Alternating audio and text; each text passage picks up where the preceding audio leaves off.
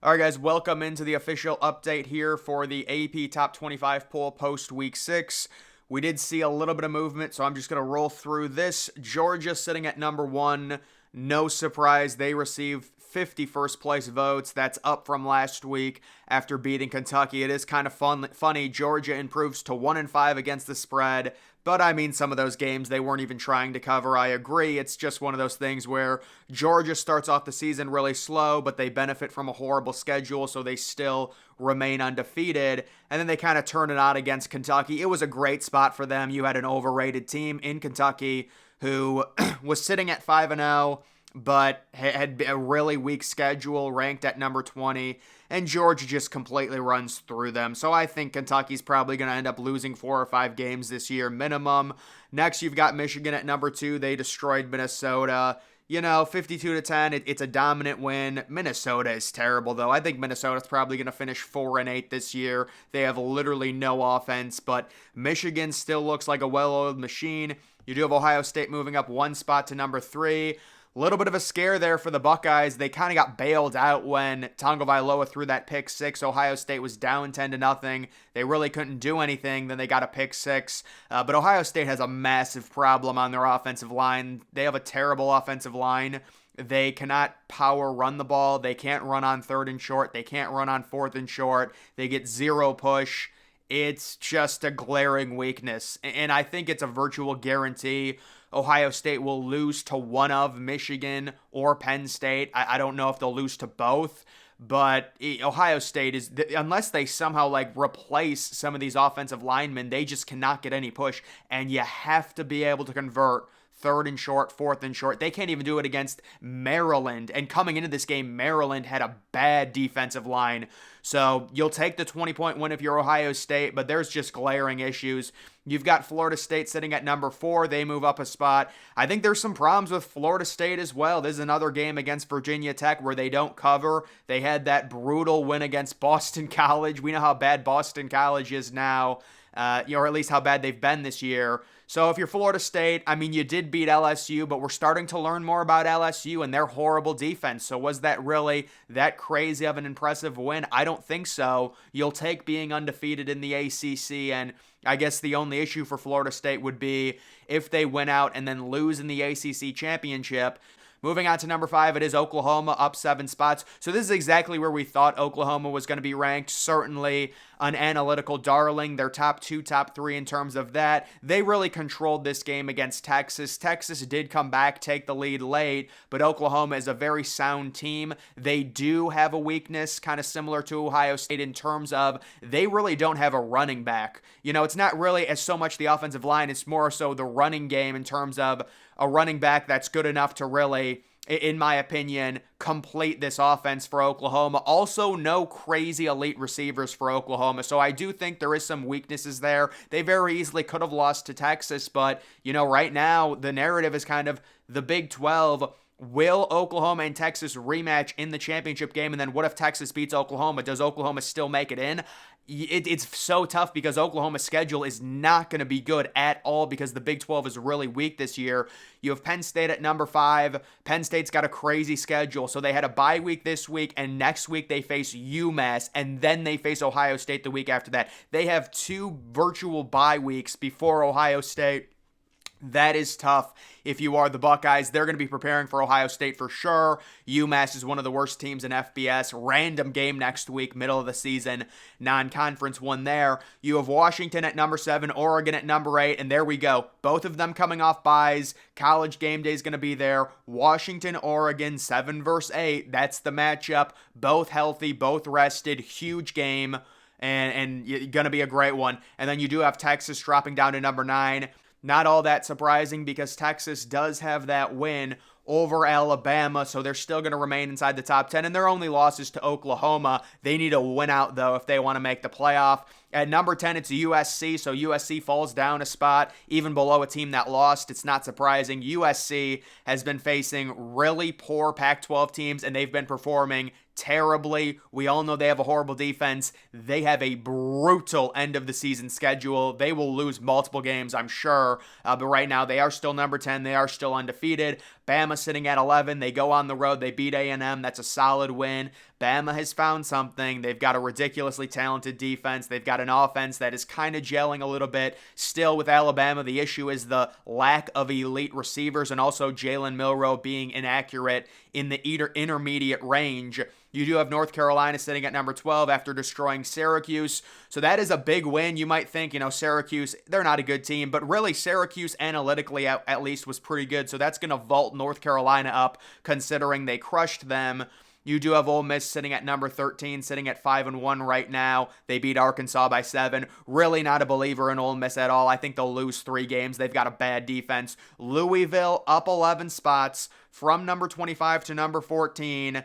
They're vaulting up right now. They beat Notre Dame, and they have a very favorable schedule. I don't know if they're going to go undefeated, but it's a situation where they might finish the year with 1 loss and almost a virtual lock to make a New Year's Six Bowl. So what a season so far for Louisville. They just have to beat the teams they're supposed to beat when you're 7-point favorites, when you're 10-point favorites. This is college football. It's not like Louisville's crazy talented. They have to make sure they keep their foot on the gas and they don't look too far ahead when facing some of these middle-tier ACC teams because, again, it's not like Louisville is recruiting at a Alabama rate or an Ohio State rate where you can kind of coast in some of these games because you're ridiculously talented. You have Oregon State still sitting at 15, so Oregon State has a horrible defense. They allowed 40 points to California. 2 weeks ago, they got destroyed by Washington State. They're a solid team. They're 5-1. They just have too bad of a defense. Utah at number 16. Yeah, Utah should be nowhere near the top 20. I understand they're 4-1, but that offense is so bad. I know people are like, what if they get Cam Rising back? Guys, even if they get Cam Rising back, he's going to be rusty. So, they're up to number 16 after the bye. You have Duke up 2 spots. The issue with Duke is Riley Leonard. Is he healthy? He's probably going to miss a few games. I don't know if Duke can withstand that, even facing a team like NC State.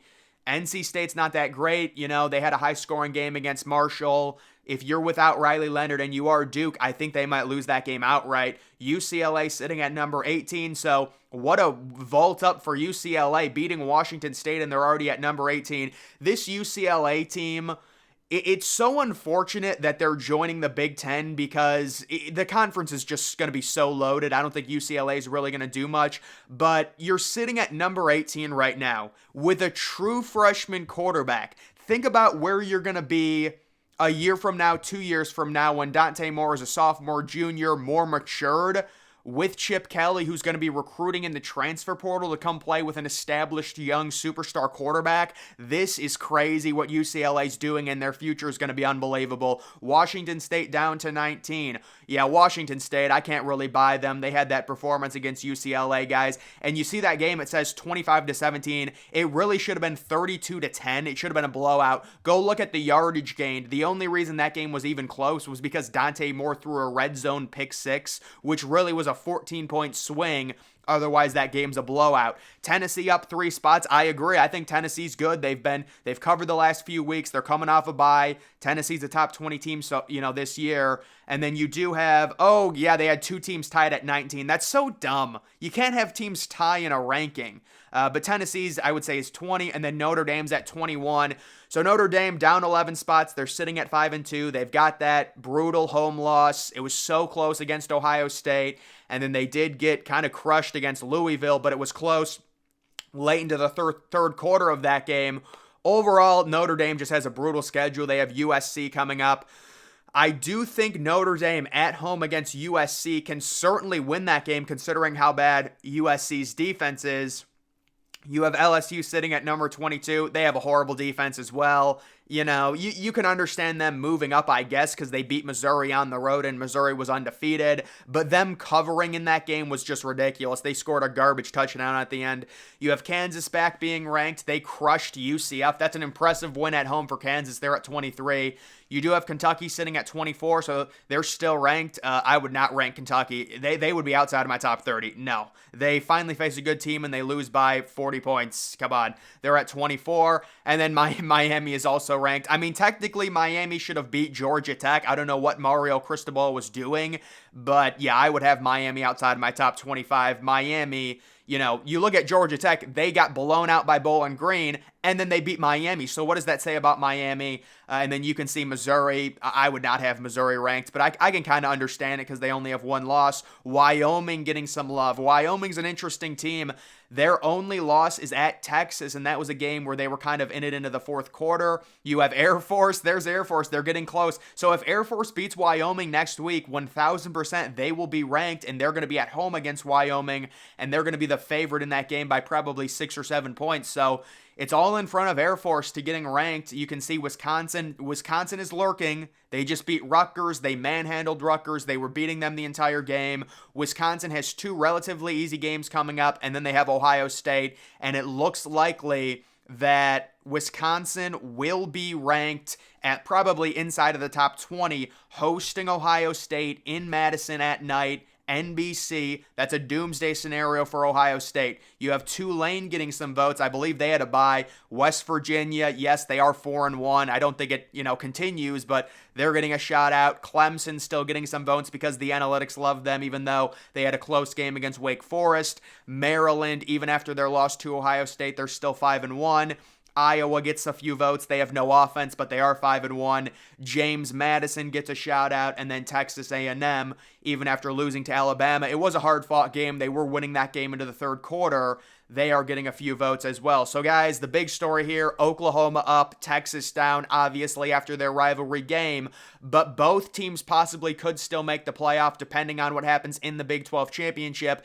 They're both going to benefit off of the Big 12 being really bad this year, easily probably both of them winning out, and that sets up an undefeated Oklahoma versus a one-loss Texas. If Oklahoma beats Texas, it's so easy. Obviously, Oklahoma's into the playoff. Texas goes to another New Year's Six Bowl, but if Texas wins, you have a one-loss versus a one-loss team. Texas is the Big 12 champion with a win on the road at Tuscaloosa. They get in no matter what. Oklahoma is not a conference champion, but they beat Texas already earlier in the season. So do they make it even with a relatively really weak schedule because the Big 12 this year is just not good?